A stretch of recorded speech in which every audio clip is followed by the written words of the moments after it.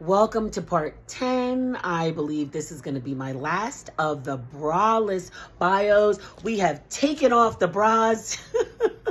We have removed them and put on the bonnets so that we are just talking. We're just having a conversation so that the whole purpose of this series is for you to get to know who I am. People have this notion about me because of the videos I make, and I'm laughing and I'm smiling, but it hasn't been all laughs and smiles that have gotten me to where I am. There have been some tears. There have been some hardships. There's been anger. There's been frustration. There's been ups and downs. I'm only sharing here and there, but I want you to know, as Lettucey would say, these are the pieces of me. And that's what you're seeing, the pieces of me through the braless bios. And this was the perfect way to do it. I feel informal, so therefore I'm talking to you in a very informal way. Part 10, I figured I'd leave on this note of love. Yes, I said of love. That there is a guy out there that he was my soulmate. He was my soulmate. And so I'll give you the story of, we'll call him GTS. GTS, well, he was one of my childhood friends, boyfriends, best friend. And so one day, it was a church trip. We used to go on church bus trips. This one was to Dorney Park. Dorney Park. Yeah, Dorney Park. Those of you who are in the United States, especially on the East Coast, you'll know that's in Pennsylvania. An amusement park with roller coaster, different rides. And so, of course, me and my childhood friend, we went to the same church. So, of course, we're there. She had invited her boyfriend and her boyfriend's friend, which at the time, unbeknownst to me, they were trying to hook us up. But I was like, oh, this guy, I wasn't really attracted to him. But the closest we had gotten is that Dorney Park. There used to be this ride. I think it was called the Dragon roller coaster. And believe it or not, you know how a roller coaster goes on that incline? The ride stopped. The ride stopped completely on the incline. And he and I were next to each other. And I think I put my head on his shoulder, on his lap. I don't know, something, because it's scary to be on an incline on a roller coaster high in the air. So eventually, obviously, we got off safely. So I actually forgot about him. And so I feel it was like a couple of years later, my friend is still dating the same guy, and he still has the same friend, GTS. And so somehow we all wind up going bowling. Now, GTS is a quiet guy, very handsome, I haven't seen him in a few years, but he's a handsome guy, ladies, hot chocolate all the way. And such a great, like a pure, like nobody's pure. Let me take out pure. Such a great spirit, like a good guy. However, super, super quiet, super introverted, super quiet. Now, when we went out bowling, somewhere in the Bronx, I wish I knew where it was, he was talking to me. Now, then I didn't know he was quiet because we were having conversations. We were laughing.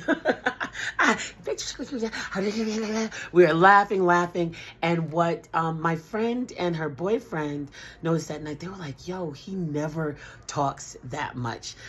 So then I guess it was after the bowling, I kind of would get nervous. Like I got nervous and I got in my car. I think, this is when I got in my car, the 92 Dodge Shadow ES. And I was leaving to hit the Cross Bronx, and he was showing me how to get to the Cross Bronx. This is before we all had GPS on our phones. And then he had pulled over. And what I didn't know at the time is he wanted to get my number, but he pulled over and I was like, honk, honk, bye, zoom onto the Cross Bronx Expressway. So eventually, GTS and I almost slipped and said his name. We would see each other, but we never dated. But it was like we were dating. And we fell in love. It wasn't even falling in love. It was just like, he was my love. Like, he was my soulmate, like very quickly, but we weren't dating. And here's the reason why. It wasn't that he didn't want to be my boyfriend. So don't be going and blaming him. It was because he was an atheist. And my decision at the time was, as a Christian, I can't be with an atheist. Yet, and you can argue about that in the comments, and that's where I was at that time, yet I loved that atheist, and the atheist loved me. I used to go see him at his house in where he lived in the Bronx, off Castle Hill Road. Although, Jesus, this is such a theme. There was a woman who he would be with on and off, on and off. So, of course, I got him at the off times. This may be a part of like that ugliness coming out, right? Like not putting my foot down and saying, no, I'm going to be the main one, or no. I don't know. Maybe that's a part of that as well. Me operating in that. And I'm noticing that, and I think that's good about these stories. If you're not getting anything, I'm getting something. And so off and on, and she seemed so hardcore and rough. I never met her, but she seemed very hardcore and city-like and rough. I'm sorry, I was not from the city though. But we just, I don't know what else to say about him. We had good times together. He came over to my house a lot.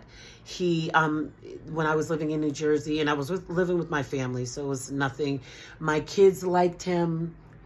My family got along with him well. He was very quiet, though. He didn't say much. He was super, super quiet.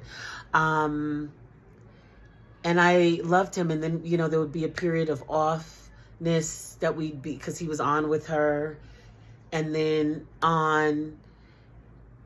And eventually he moved. I remember helping him to move to Maryland, where he moved to. And my love and our love had not stopped, but nevertheless, I wasn't moving down there with him. Because I said, no, I will not date him. And then one day when I had bought my house years afterward, I remember him coming up and being around at that time, and he was helping me with a few things that day. It was like a cool day. And then I remember us going to Lowe's. And yeah, this happened in the parking lot of Lowe's. We had been with each other all day. And he had been in Maryland a few years by now. And I remember him saying, I have to tell you something. And this is, and just so that you guys can have an idea of the years that this was off and on. He was never my boyfriend, but always my soulmate. I bought my house when I'd say this was off and on for about 6 years. Now, some of you may say, but you said you were with baby daddy number 2 for the longest. I was, because he was officially my boyfriend.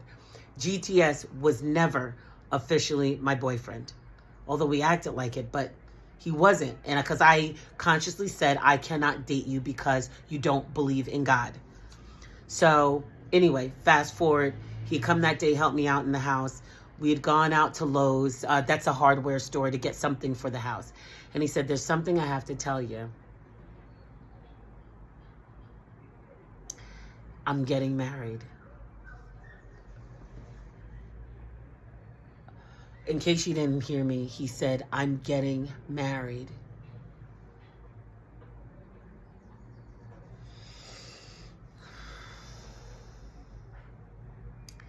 I was so very hurt. And I'll end the story there because, he was faithful to his wife. He wasn't doing anything weird with me. He's married to this day to that same person, which is beautiful. And it took me a long time for me to know that I could live without him. Like how could I go on? It was just like, how do I live like this without him being in my life? But I do. every once in a while, because he would rarely would he reach out to me. So every few years I drop him a line. Hey, how you doing? I've maybe seen him once. But yeah, that's how that ended. He was the only, he's the first person that I can truly say I loved, like soulmate love. That's why I use that word, soulmate type of love. Can soulmates happen again? I have to believe yes. And also, I do think there's a reason for everything. If I had gotten with him, I wouldn't be sitting in Kenya today. For sure. Maybe I would have had more children, and I'm so happy to be where I am at this moment now. And that was my story of my long lost soulmate. So this is part 10. This is the ending. I'd love to hear your thoughts that you've had about the braless bios. This has been the braless bios, where we have taken the bras off and put the bonnet on to talk about my life, things that you would probably never know. And that's what's up. So, Queen, that's it. Mwah. Thank you for taking the time out to watch.